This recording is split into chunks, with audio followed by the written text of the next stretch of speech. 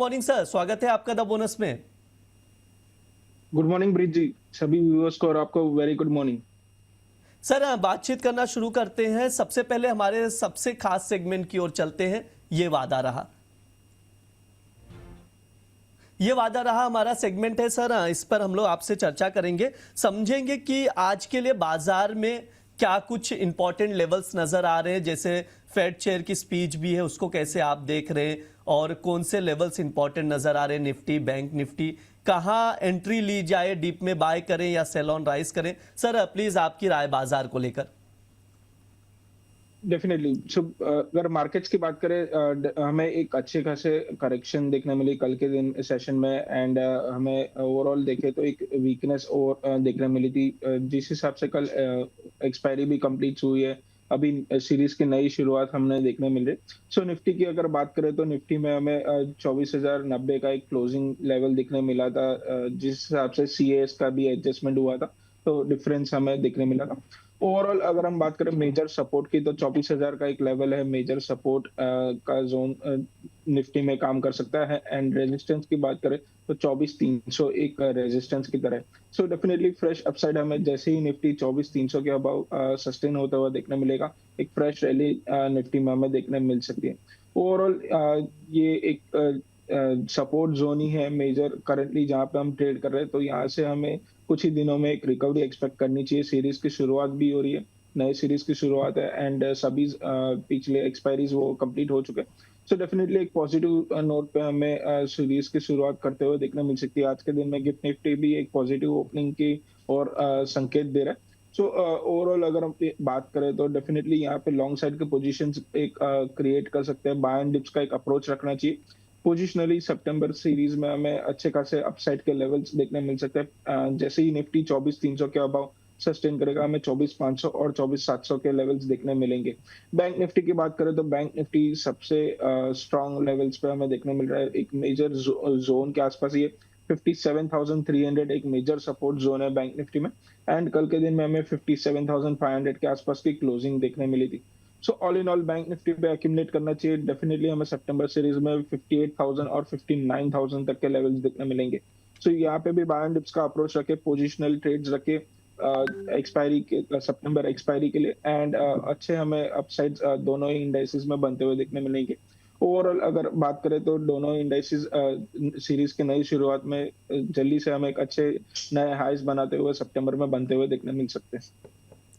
ठीक है, तो ये सर की बाजार को लेकर राय है, तो उसके अकॉर्डिंग आप लोग देखकर चल सकते हैं। सवाल भी आने शुरू हो चुके हैं, लेकिन ये वादा रहा सेगमेंट एफएनओ के लिए जाना जाता है। सर आज आप क्या लेकर आए हैं टॉपिक में, एफएनओ सेगमेंट में कहां पर मौका है सर, ट्रेडर्स इन्वेस्टर्स किसी के लिए भी कहां पर मौका है, कहां दांव लगाया जा सकता है सर? तो एफएनओ सेगमेंट में अगर बात करें तो कल्याण ज्वेलर्स के सितंबर फ्यूचर्स बाय करने के रिकमेंडेशन रहेंगे। कल के दिन हमें 633 का एक क्लोजिंग प्राइस देखने मिला था कल्याण ज्वेलर्स में। सो डेफिनेटली यहाँ पे एक ब्रेकआउट के चांसेस है। एंड कल्याण ज्वेलर्स के फ्यूचर्स बाय करने रहेंगे 633 के प्राइस से। 670 का टारगेट रखना है। स्टॉप लॉस की बात करें तो 610 का एक स्टॉप लॉस मेंटेन रखना है। तो डेफिनेटली यहाँ पे गोल्ड कंपनीज में एक अच्छा मोमेंटम हमें आने वाले दिनों में देखने मिल सकता है। तो कल्याण ज्वेलर्स टॉप पिक रहेगा एफएनओ सेगमेंट के लिए। एफएनओ सेगमेंट के लिए कल्याण ज्वेलर्स सर की ओर से टॉप पिक में रिकमेंड किया जा रहा है। देख सकते हैं सितंबर वायदा खरीदारी की सलाह है, लॉन्ग करके चल सकते हैं। 633 रुपए का क्लोजिंग प्राइस है, करंट प्राइस, वहां से बाय करना है। जो टारगेट रहेगा 670 रुपए का टारगेट रहेगा, स्टॉप लॉस 610 रुपए का लगाकर चल सकते हैं। यह पहला कॉल सर की ओर से दिया जा रहा है, लॉन्ग करने की सलाह दी जा रही है कल्याण ज्वेलर्स में, तो उसके अकॉर्डिंग इसको आप लोग देखकर चल सकते हैं। खरीदारी की सलाह दी जा रही, पहला कॉल निकल कर आ चुका है, तो कल्याण ज्वेलर्स पर आप लोग जरूर नजर रखिए। निश्चित सर बहुत सारे सवाल भी आ रहे हैं, जैसे विनोद जी का सवाल है 63 मून्स टेक्नोलॉजीज को लेकर क्या किया जाए सर? उनकी बाइंग जो है 800 रुपए की है, 742 का भाव स्क्रीन पर दिख रहा है, क्या किया जाए सर? 63 मून्स की बात करें तो डेफिनेटली यहाँ पे हमें रिसेंटली एक स्ट्रॉन्ग रैली देखने मिली थी एक ब्रेकआउट के बाद। एंड वापस से यहाँ पे करेक्शन देखने मिला। अगर वेव एनालिसिस भी करें तो फिफ्थ वेव का करेक्शन पैटर्न हमें स्टार्ट होता हुआ देखने मिल रहा है, जहाँ पे 20 डे मूविंग एवरेज का रिजेक्शन देखने मिला। एंड कल के दिन में हमें क्लोजिंग देखने मिली। सो डेफिनेटली पोजीशंस को अभी फिलहाल होल्ड रख सकते हैं। थोड़ा और डाउन साइड के लेवल्स हमें देखने मिल सकते हैं। ओवरऑल अगर देखने जाए तो 717 या 720 के आसपास है, तब एवरेज आउट कीजिए एंड पोजिशनली होल्ड कीजिए। कंपनी स्ट्रांग है, वापस से हमें रिकवरी देखने मिलेगी, बट शॉर्ट टर्म के लिए थोड़ा ट्रेंड डाउन ट्रेंड है। So definitely buy and dips का एक अप्रोच रखिए, लोअर लेवल्स पे 720 के आसपास एवरेज आउट कीजिए, तब तक के लिए होल्ड रखने की ही राय रहेगी 63 मून्स में। होल्ड रखने की राय दी जा रही है सर की ओर से 63 मून्स में, तो उसके अकॉर्डिंग आप देखकर विनोद जी चल सकते हैं। सर यहाँ पर या एडवेंट होटल को लेकर बहुत सारे सवाल हैं अभी, जैसे दलाल चित्ता ट्रेडर करके कुछ नाम है, यूजर आईडी वही है, तो मैं आपसे राय लेना चाहूंगा सर, एडवेंट होटल को कैसे देखते हैं? प्रीवियस सेशन में करीब करीब 3% की एक अच्छी तेजी देखने को मिली, अपसाइड जो क्लोजिंग रहा है, और इसके अलावा पिछले 5 दिनों में 5, 5.5, 6% भाग चुका है।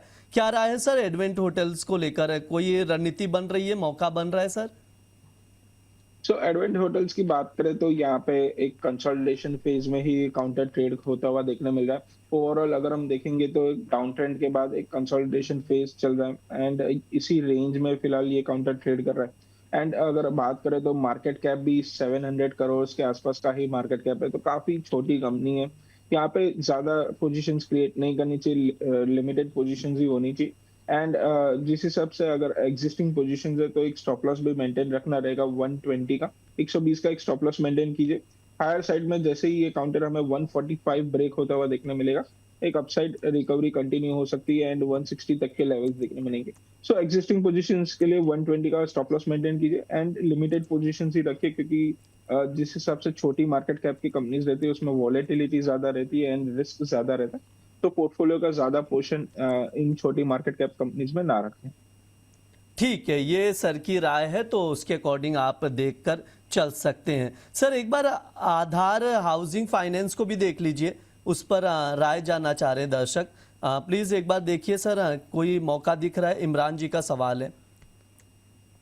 सो आधार हाउसिंग फाइनेंस की अगर बात करें तो डेफिनेटली हमें एक कल के दिन में एक करेक्शन देखने मिली थी एंड ओवरऑल ट्रेंड अभी फिलहाल डाउन ट्रेंड में ही है, बट मेजर सपोर्ट के आसपास ही फिलहाल ट्रेड कर रहा है।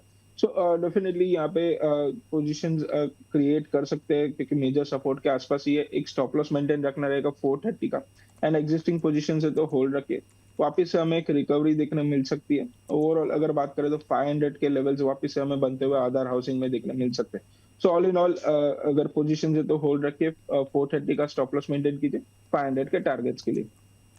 ठीक है, तो ये सर की ओर से कॉल दिया जा रहा है, इसको देखकर आप लोग चल सकते हैं। जो लेवल्स बताए जा रहे हैं उसके अकॉर्डिंग आप लोग रणनीति बनाकर चलिए। सर एक बार स्टील सेक्टर को देखिए ना, कहीं मौका दिख रहा है, चाहे Hindustan copper, Hindustan zinc, Tata steel, या कहीं पर भी अपॉर्चुनिटी दिख रहा हो? वेदांता पर जरूर राय दीजिएगा सर। ओवरऑल मैं जानना चाहूंगा कैसे देखते हैं सेक्टर को, और कहाँ, मतलब कौन से शेयर्स ऐसे हैं जो आपको पसंद है?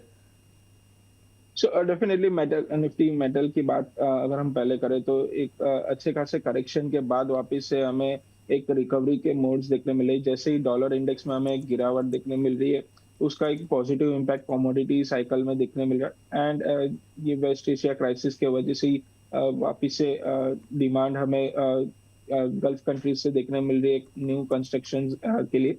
सो मेटल्स की डिमांड वापस से इंक्रीज हो रही है एंड निफ्टी मेटल इंडेक्स भी एक अच्छे खासे मोमेंटम में ही अभी फिलहाल ट्रेड कर रहा है। सो मेटल स्टॉक्स पे अभी भी फोकस रख सकते हैं। अच्छी गिरावट के बाद यहाँ पे मोमेंटम वापस से कंटिन्यू रहने के चांसेस है।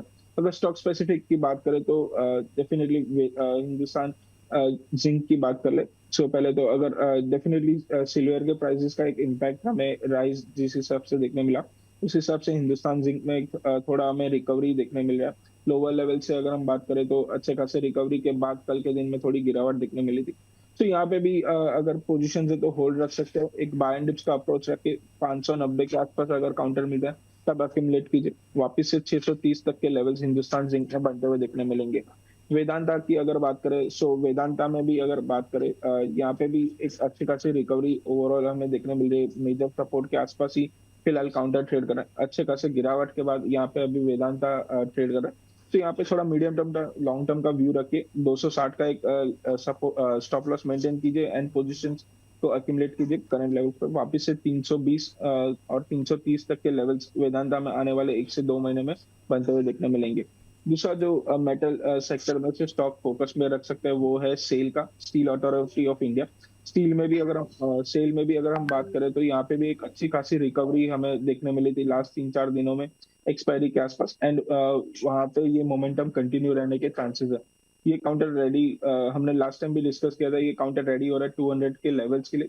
तो डेफिनेटली यहाँ पे पोजीशंस को होल्ड रख सकते हैं। 200 के टारगेट्स इमीडिएट बेसिस पे हमें सेल में बनते हुए देखने मिलेंगे। दूसरा एक काउंटर जहाँ पे फोकस रख सकते हैं मेटल स्पेस में से ही, वो है नाल्को का। नाल्को में भी हमें देखा कि रिसेंटली एक करेक्शन के बाद यहाँ पे एक रिकवरी के पॉसिबिलिटीज लग रहे, एंड यहाँ पे भी एक अच्छे खासे मोमेंटम वापस से कंटिन्यू होने के चांसेस है। सो नाल्को नेशनल एल्यूमिनियम, यहाँ पे भी फोकस रखने की ही राय रहेगी।